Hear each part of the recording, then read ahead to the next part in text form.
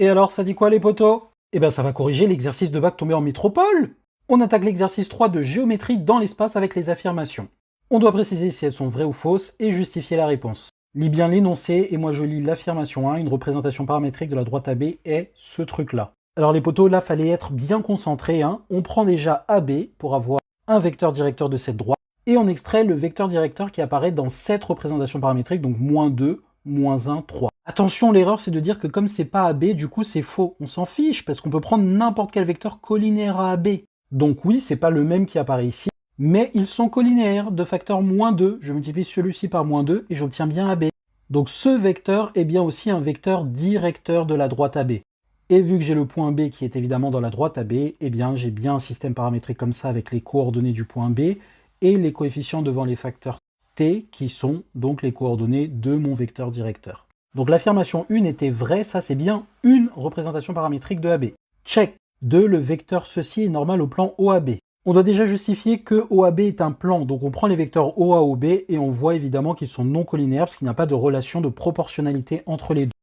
Par exemple, 5 divisé par -1, ça ne fait pas -1 divisé par 3. Donc OAB c'est bien un plan. Et ensuite on aura que le vecteur n est normal au plan OAB si et seulement si il est orthogonal à chacun des vecteurs du plan, ou en particulier à deux vecteurs non collinéaires du plan. Au hasard, OA et OB par exemple, eh bien j'ai calculé les produits scalaires, le premier fait 0 ici, le deuxième ne fait pas 0. Conclusion, faux. Ce vecteur n'est pas normal au plan OAB. Check. Affirmation 3 à la question 2, les droites D et D' ne sont pas coplanaires.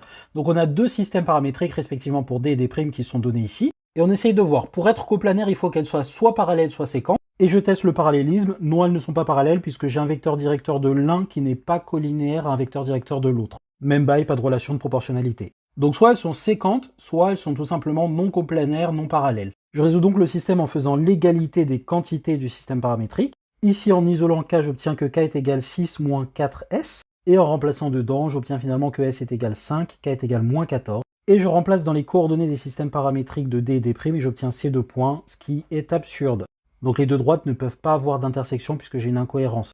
Ceci est vrai, puisque d'après le cours, deux droites non parallèles qui n'ont pas d'intersection sont bien non coplanaires. Et enfin 4, on a tel plan et on veut savoir la distance de C au plan, est-ce qu'elle est égale à ceci? Eh bien soit je le projetais de C sur le plan, je calcule les coordonnées de CH en fonction de H. Vu que j'ai une équation cartésienne, je peux en déduire un vecteur normal du plan. Si H est le projeté de C sur le plan, nécessairement ça c'est collinéaire à ça. En particulier, ça nous dit qu'en haut et là on a égalité, et donc que XH égale ZH.